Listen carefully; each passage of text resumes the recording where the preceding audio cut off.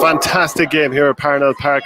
Laois beating Antrim 227 to 221, and coming into this game after how Wexford had performed against Laois and put them to the sword, putting up a massive scoreline.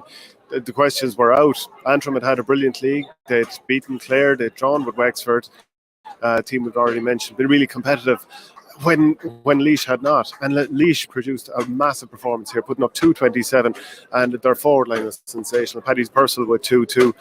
Goalkeeper Enda Rowland with a string of great saves, and his puck-outs. I mean, puck-outs were the thing coming into this game that were supposed to be a huge problem for Laois. They'd offered up the puck-out to Wexford the last day and got destroyed. But here they ate Antrim alive, both on their own puck-out. Enda Rowland, I mean, Parnell Park here in Dublin is a little bit shorter than most pitches. He was landing them on the 14. He actually put one of them wide. He did a little 1-2 and knocked it in and ended up dribbling out wide. But fantastic performances from Laois all over the pitch. There was a huge comeback in the second half from Antrim, who were 10 points behind at half time. At that stage, it was 117 to 110, and Paddy Purcell goal just before half time was crucial to it. It was yet another Laois turnover. This is something they did brilliantly throughout this first half, and the work rate, intensity, the fire that was in this team, that, you know, Cheddar was supposed to be the man to lead this team and that the players would respond to him. They really did in this game, but there was great fire in them. Paddy Purcell got a goal, blasted it into the top corner. Second half kicked off, or threw in I should say, and it looked like Antrim were going to push on even more. They were 120 to 11 ahead, so that was a 12, so that was an 11-point lead. But Owen O'Neill came off the bench. He rocketed in a brilliant goal. Neil McManus got a couple of scores, a hat-trick of scores for Keelan Malloy from midfield as well. Antrim looked like they were rolling, but saves from Enda Rowland, including a penalty which he stopped from Neil McManus. That was massive. That was a black card for Sean Downey, which was fully deserved. A couple of minutes later, it seemed like it was all going wrong for Laois. Ross King got his second yellow card for putting in the hurley late against Aaron Crawford, who was clear, and he had to go for that. Hard to know if he deserved his first yellow, but certainly the second one.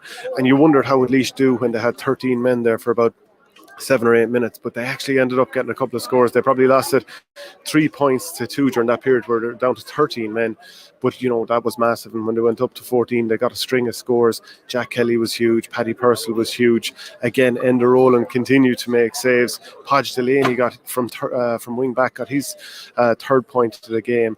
Yeah, another goal from Owen O'Neill had also gotten a second goal in the meantime for Antrim, but Laois, they were very much the better team here, and even when they were down to 14 men, that Antrim just couldn't quite find a way. And one thing that stood out to me was the half-back line of Antrim really didn't do particularly well here. Paddy Burke got turned over for both goals, and that was a really that was very, very punishing, and they certainly paid for that too.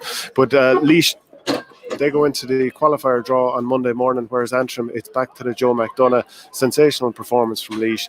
They came out of the blocks absolutely fired up.